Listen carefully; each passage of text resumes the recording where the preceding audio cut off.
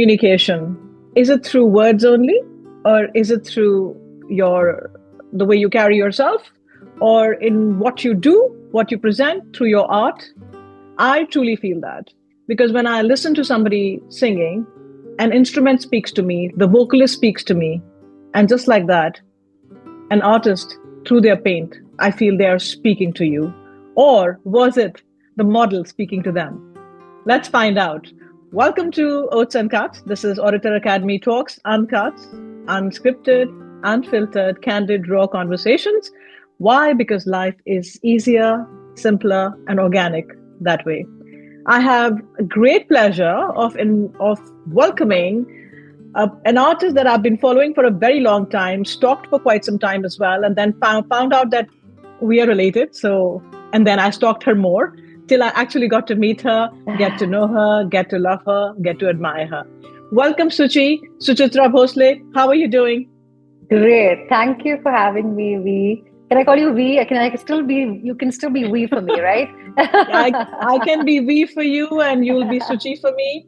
Yeah. But people must know that your name is Suchitra Bhosle, and your work is online, in galleries, in different exhibits, and it has always blown my mind. So going back to the opening question that I just put out, do your models speak to you when you decide who you pick and what mood you paint? So I think it definitely is a symbiotic relationship at some level. But the way it all starts, I think, is me wanting to sort of express an idea that I have. The germ of it comes from, it could be from a dream, it could be from a scene from a movie. I mean, inspiration is everywhere, right? So something just sticks, and then I'm thinking of how to now sort of create that into a certain storytelling or a kind of a narrative, which might not even have a deep storytelling, but at least a certain sense of colors and a mood. And primarily, I think for me, I go for a lot of mood evoking, compositions, because I think I feel life a lot deeper, and I feel for things more than I actually use my analytical brain to, sort of review a composition or think of what it is that I want to, it's all not so strategic. It's just a feeling, really. It starts with that feeling, and then I'm trying to create that feeling and trying to bring the mood through a certain use of the visual language of tools like line and shape and color, edges, mostly that combination of play of things. And then it starts to sort of like have an organic growth to the picture.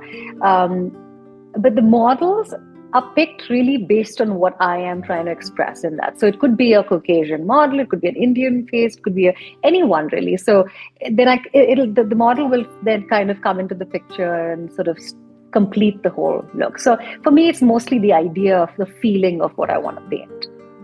So people struggle to put their thoughts in words, put their feelings into words.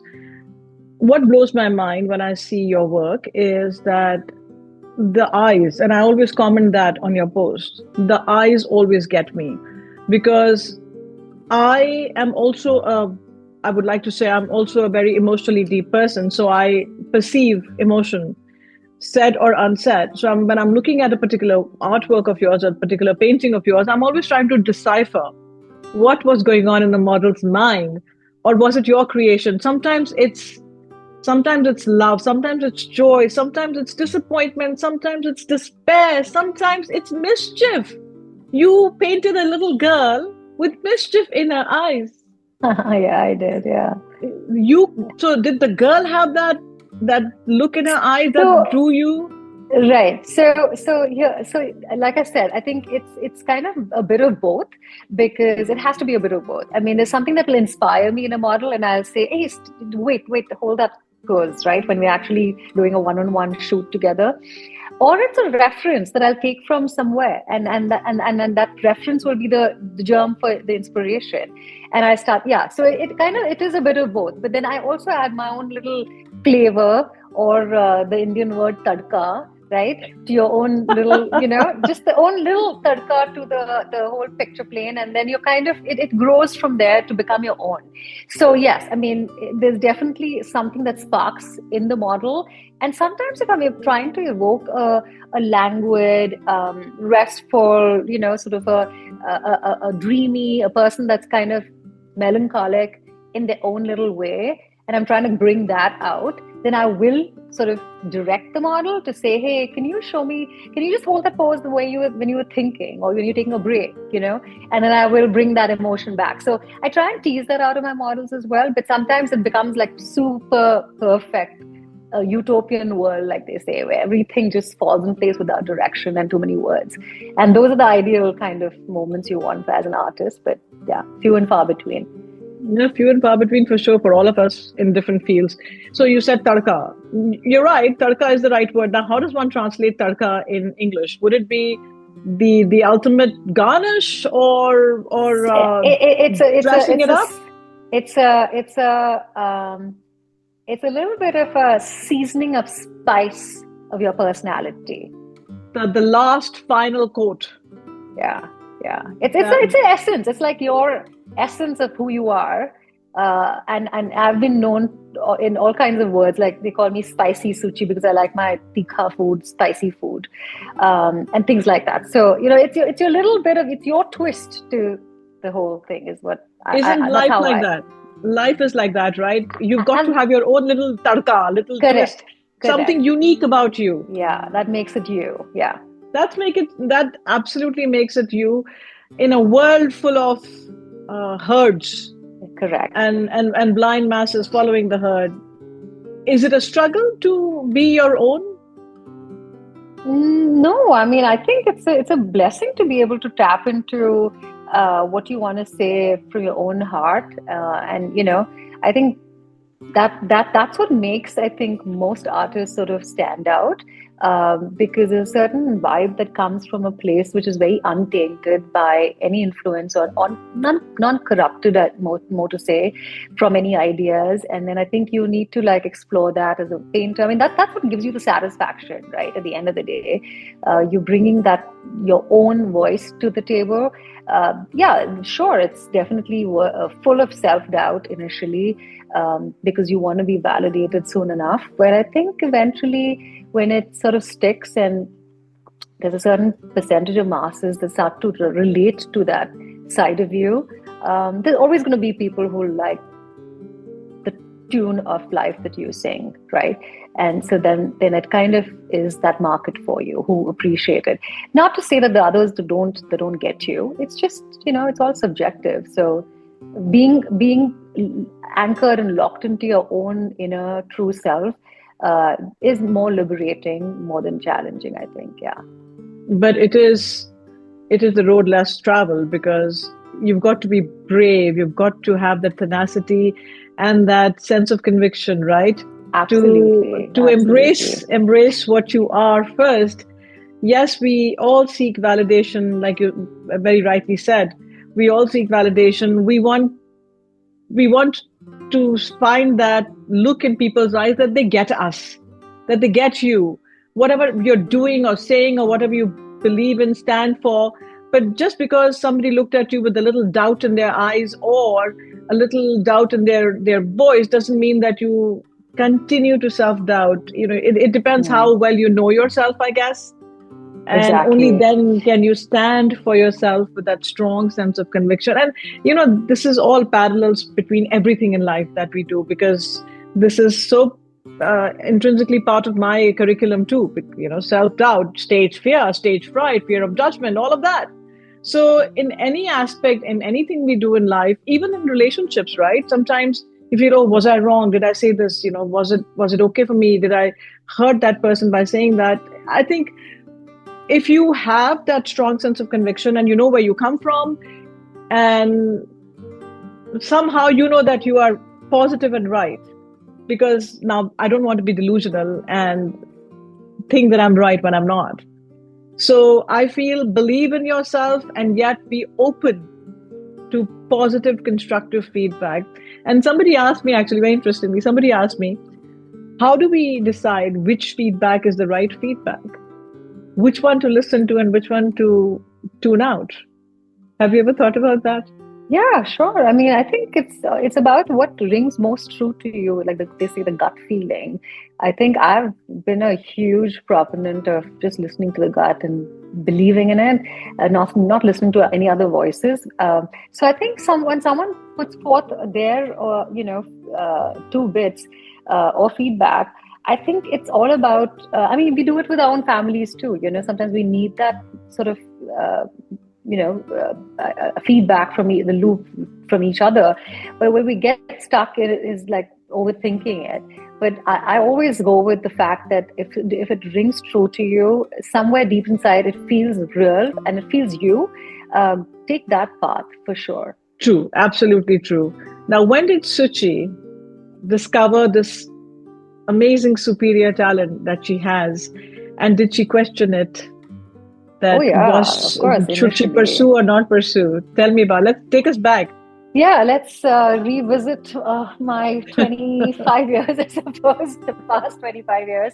So yeah, just for your audience, just in a quick gist, I'm from Bangalore originally, and I got married 2001 and came to the United States because of my husband, and decided that, since I had an MBA already and about 6 years of marketing strategy experience with .coms, it was going to be, double income, no kids for a while, great life, all that. But I decided to change all that circumstantially. There was a bit of a issue with a personal issue a setback that I went through. My father passed away, and that was a sudden sort of a shock in the family. And my father always believed that I had a certain, a gift that he said, you're so talented. You always doodled and drawn and done these abstract watercolors. So I had no academic training, but I was also, kind of a I mean, his daughter really, because he drew and sketched, and his mother did. So it was definitely in the family we had the gene, I would say, which passed down to me. But I didn't take it too seriously until pretty much when I came to the United States to sort of before I had a path in front of me to choose because of a certain, the whole visa status and trying to get a job here. It just was a little difficult in those days. And so I decided to essentially pursue this art thing, thinking, okay, I guess I have something in me. It's more hobbyist at that point, and let me explore. And my father used to subscribe to an American artist magazine, which is still in circulation. I mean, actually, they're not in circulation under that name, but they're now a different name. But it's one of the premier art magazines for the fine art world. And since I was born, so 75, he's been subscribing Wow. to this magazine.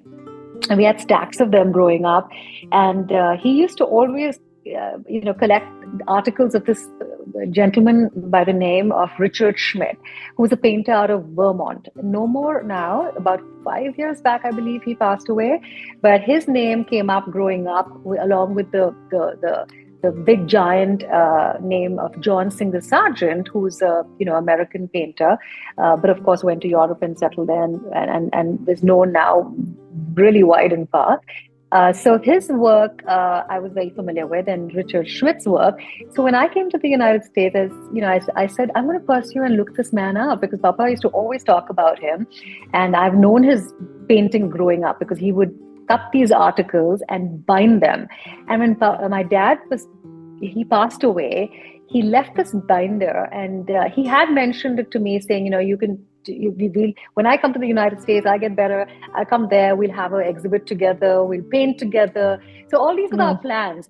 And anyways, that never really saw the light of the day. But when I went back for the funeral, I came back with this binder and many of Dad's things.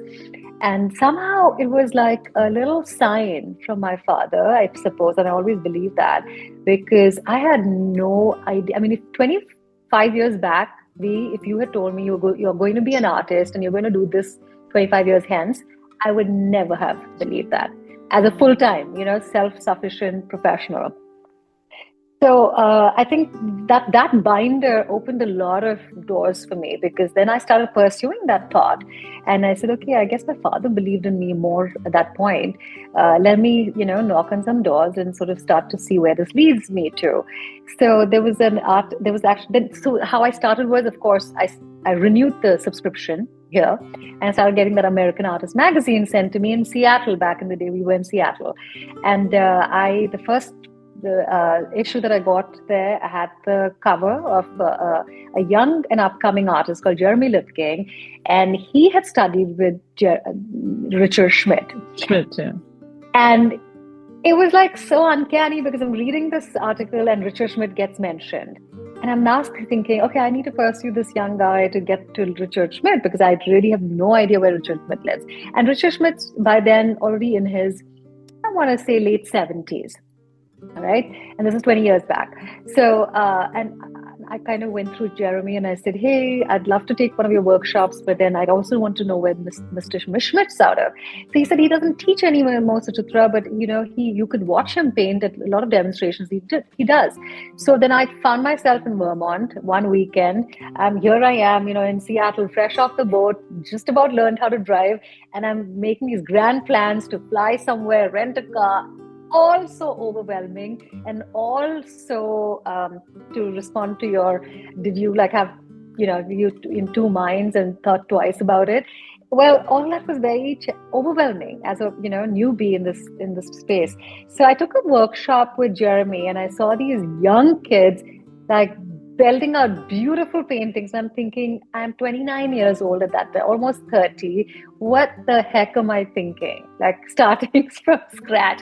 I had no academic background, never knew how to paint, draw academically. But I was more a hobbyist. You get creative, you take a sheet of watercolor and, pour, literally pour paint and water and tilt your sheet. That was what I used to do. And I would do a little bit of drawing, but nothing to the level that I'm at today. But anyway, so I kind of went there. I met Mr. Schmidt in person. And it was just this moment, because Papa had passed away by then, and I was recanting this entire, story to Mr. Schmidt and his wife. And I'm the little Indian girl sitting there in the crowd and watching him paint and just unfold a beautiful portrait. I was hooked. I said, this is what I want to do. It was just this world that I was exposed to suddenly, and I had no idea it existed. And so different from what even in India happens. Now things are changing, but I had never seen a kind of an environment where people are sitting there watching someone demonstrate, explain it, share the knowledge, just so openly. And I think that was so inspiring. And I kind of, at that point, just called Madhur, my husband. I told him, I said, I think I've found something that I want to do for the rest of my life.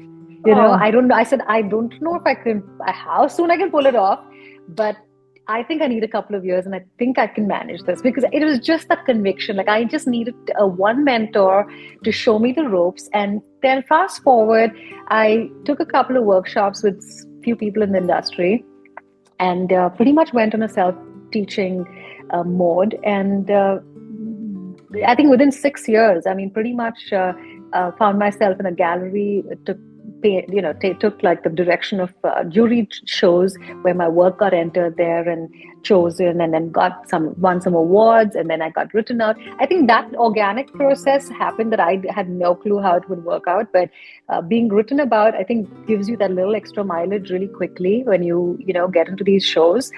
So that's how I started getting the word out, my work out, and got the eyeballs. Back in the day, Facebook had just started to come out there in the open for social media.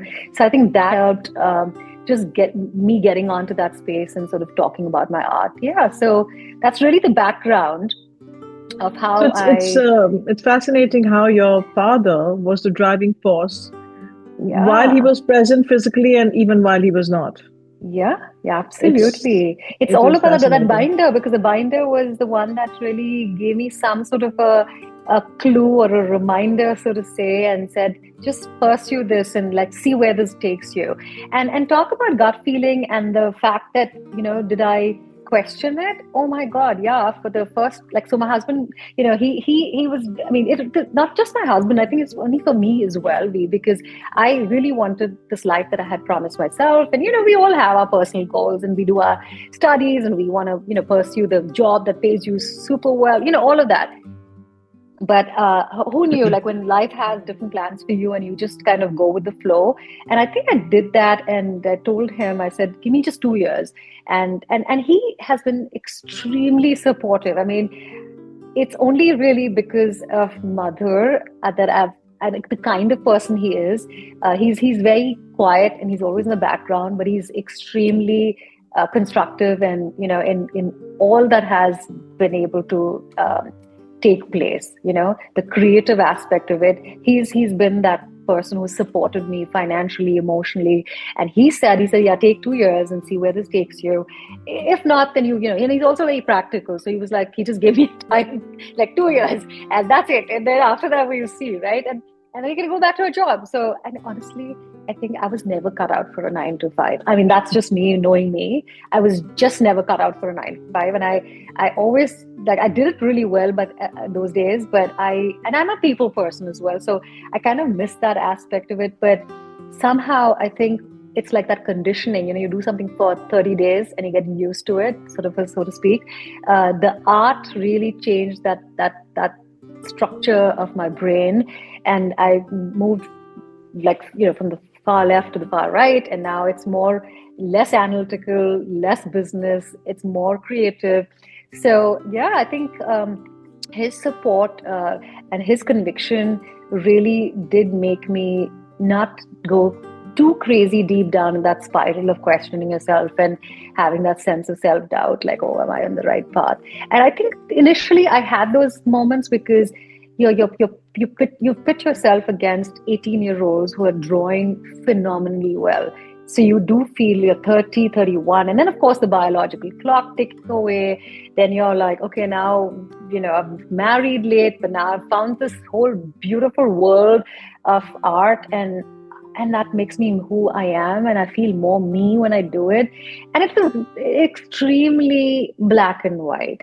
When I was in a space of creating art, I still can't explain. I don't even have a word to qualify that notion of purity. It's like, you are in your spirit to the hilt.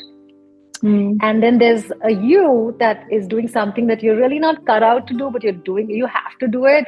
Then this is the whole different way of being that you exude. So that was actually a big giveaway for me. I said, yeah, well, I'm happiest in front of my easel, and I'm happiest when I create something.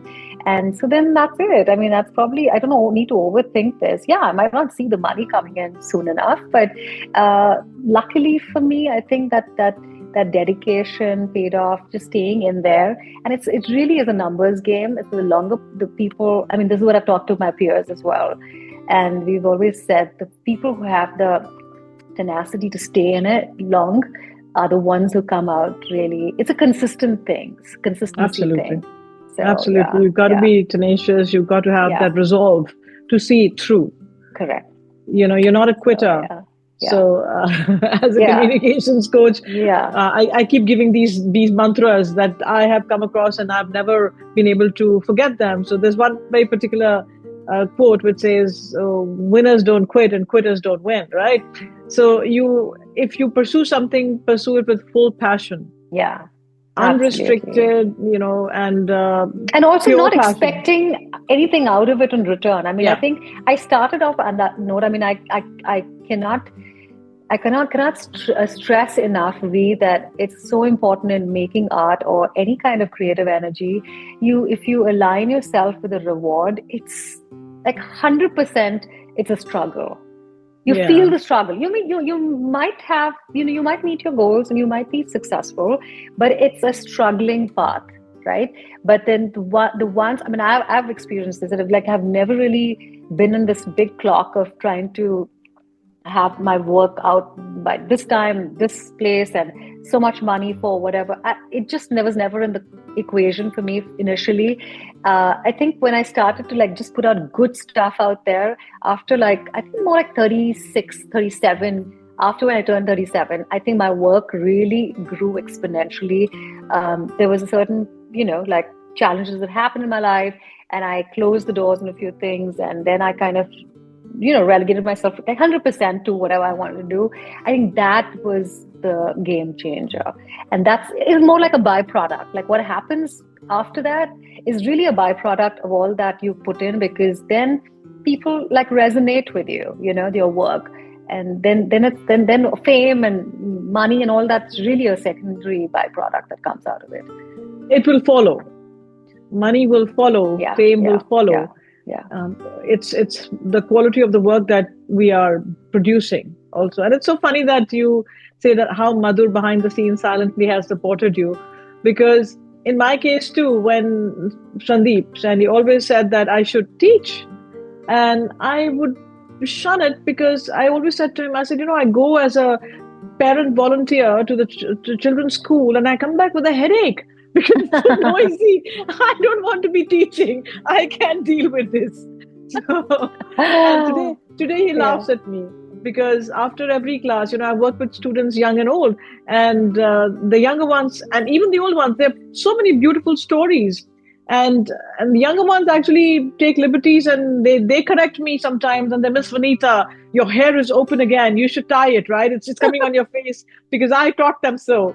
So it's lovely. If I did this, what I'm just doing, one of my students said to me in one of my recent classes, Miss Vineeta, you always tell us to keep our hair off our faces while we speak. I noticed that twice you did this to your hair. Don't you think you should tie it? So I get so much joy. It's entertainment for me. And I tell the parents, I said, I'm having such a blast working with the children. I fear that you may start asking me for money because it's my mental well-being in so many ways. They are phenomenal. Mm-hmm. But yes, when Sandy used to say that, I used to always say, you're crazy. I'll never do that. I'm not cut out for a guru profile or a teacher profile. And here I am loving it. But so when you started painting, what did you start with? How do you decide whether you want to do portraits or landscapes or something else? I think it's so inherent. It really is an inherent hunger for things that you have always celebrated, and also a confluence of, I think, what you grew up with and the influences you've had. So my father, I don't know, for me, I think it's a bit of both. My dad did a lot of drawings of like just imaginary. I mean, he was a police officer. He was an IPS officer. So and really way up, high up in the, forces. And he had like the cushiest jobs. I mean, he just, he had like a nice swanking office, and the very few, riots and this and that calls for whatever. So otherwise, for the most part, it's admin work. So he set up a studio in his, Thana, his police station. So it was, but he did a lot of watercolors and pen and ink drawings because it was easy, portable, all of that and on the go. And he would like at home too, like on the phone, doodling away, talking to somebody, but he's doodling these imaginary faces of people. And he would start from an eye and just like grow out of the eye to the whole head. Like I would just sit there like waiting what this is going to be. Like, it was a man or a woman? One would never know when it just start taking shape with earrings and nose ring. And he just create these, so that for me, it was like, I would never be able to do that. Like it takes a different kind of a mindset. But he loved painting faces, and so would my grandmother. Like, she would copy old masters at our dining room. I still remember she would sit his mother, and she would copy all these Unger and all these French, Impressionists, and to the T. I mean, in watercolors, and she was very good. And so I grew up with that. So maybe I've questioned this myself too, like, where did the influence come from? And I think there's a bit of that, I feel like, because you grow up watching your parents, your grandparents, and, it's just this ingrained thing in your subconscious that you celebrate beauty in a way because someone else kind of did it. And maybe there's a certain gene that I have, which also get attracted to a lot of things that evoke a certain aesthetic. So it could be a face, it could be a tree, it could be a piece of furniture. I mean, it's that inner sensibility that you're wired to listen to or pay heed to. So I think that's, for me, has always been like people and the human connection, like just when you meet somebody. And I've always made like friends on the go, and it's kind of interesting. Like I'll meet random people at restaurants or bars or airport like hangouts, and you just they become friends of yours because you've connected with them on some stories or some experiences. And I think that's what I feel like. I kind of get drawn to painting portraits because there's always a story about somebody that I know of, and I'm trying to sort of portray in my own way through an emotion on their face. So yeah, I think that's what the lure for me is even now. That's amazing. That's I remember when I first noticed your work, you were doing a lot of shears, and that was unbelievable for me to see the human skin through a sheer fabric. Oh, thank you. So there are folds of the sheer fabric and then the body inside, and nothing was compromised. The folds of the cloth were not compromised, neither was the peeking through the body. It was just unreal. It actually looked to me like it was a photograph. Oh, and then, of course, looking closely, I was that's what kind of got me first. And then you shifted from shears to portraits, and in terms of what I've noticed, and the eyes started captivating. And for a person like me who is not an artist, I can't paint to save my life, I can't draw a straight line. I'm grateful that I can appreciate certain nuances, at least one thing about good art. And I'm okay with just that. I don't have to understand the entire painting. So, like the Hindi song, right? Ehsaas hai, ruh se mehsoos kijiye. Yeah. So it's about that. So yeah. I'm grateful. I'm grateful for that. So do you think art is also cathartic? Oh, absolutely. It definitely has a healing, role. It's only because I think you really go inward when you create something, and you are more in touch with your inner self in terms of the who you are. I mean, these are things we don't really ponder much because your life just takes over a pace that you don't slow down enough to go inward and have that dialogue with yourself. I think art really helps you do that, because every time you're in front of a canvas, for me especially, it's a certain, like a silence that you tune into, where everything takes a back seat, and you realize the power of the here and now. Nothing else to me has delivered that more substantially than just being present with your art. And of course, I mean, there are moments where you think of the deadlines, you think of someone's paid me and I need to finish this, and all those things creep into that sacred space. But then the more and more you find yourself doing it, you realize that it's actually a blessing that you're able to move away from that chatter of thoughts and constant the mind being on. So yeah, definitely feel I think art is extremely cathartic, and that's probably the reason and my out from a lot of personal challenges I've had in the past. I've been able to move on, literally close the chapter happily, willfully, and accept a lot of things and not question them, only because I think art helps you do that. And it's a gift. There's definitely no two ways about it that I don't show my gratitude every day to the universe or God, whatever you want to call it, and thank him or her for the fact that I have a certain ability to stay present, because that's the only place you can be. I mean, I feel meditation is a very conscious effort. Like my husband and me do that, and I think for us it's about citing the Durga mantra and the Ganesh mantra every morning, and being able to have just really good inward into the silence and the depth of the experience of silence. And we do that for a whole 45 minutes to an hour in the mornings. And that's great. But then the moment we finish that, yeah, you see the big difference. It percolates into every activity in the day, no doubt. But there's still, you got to live a life. You got to pay your bills. You got to, call people. You got to do this, that. So that takes over that serenity of the whole experience.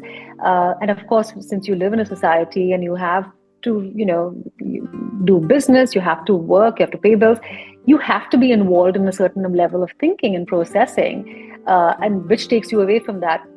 But the quality of awareness that you develop through a certain practice of creativity, I think, I mean, you know that more than anyone, and it brings you closer to God every time you're there. So, what a beautiful thought. Yeah. That is such a beautiful thought. Well, thank you so much for sharing your beautiful and inspiring story, Suchi. We love your work, love the person that you are. And two things that really stick out for me in this conversation. One is how beautifully and unknowingly and seamlessly you carried your father's talent forward. And his legacy forward. This is probably him painting through you, and that's why it happened to you after he may have left his physical form, but the manifestation still happened through you. It is such a beautiful thing to see it from that lens, I feel. And the other thing that stuck out to me is that we should have that sense of conviction and confidence to be able to communicate honestly, honest to oneself first. Only then it will probably come across, the honesty will touch somebody and it'll make sense to others too. So being honest to oneself and communicating with the conviction and confidence is highly important, whether it is through words, through our stories, through our work, or for some blessed ones, through your art. So thank you so much for your time today. Lots and lots of love, and can't wait to see where this takes you. What next? Keep growing, keep shining, keep painting, because it is therapeutic for us too. Oh, thanks, V. And we still have to do a painting of you. Remember, I haven't forgotten. So we're still looking to get that done. Don't make promises that may or may not happen. So before this whole experience ends, you will see a portrait coming to life. Okay, now that's on record. So if that doesn't happen, then I'm going to get legal help. No. It's a very sweet thought. Thank you so much. I love you. And thanks to everybody who tuned in and kept us company, watched this video. Appreciate your time and your patient ear. Stay tuned to OATS Uncut. We'll keep bringing you beautiful stories and inspiring stories as well. So this was both beautiful and inspiring. Stay well, stay safe. Remember to love and to laugh and have a blast.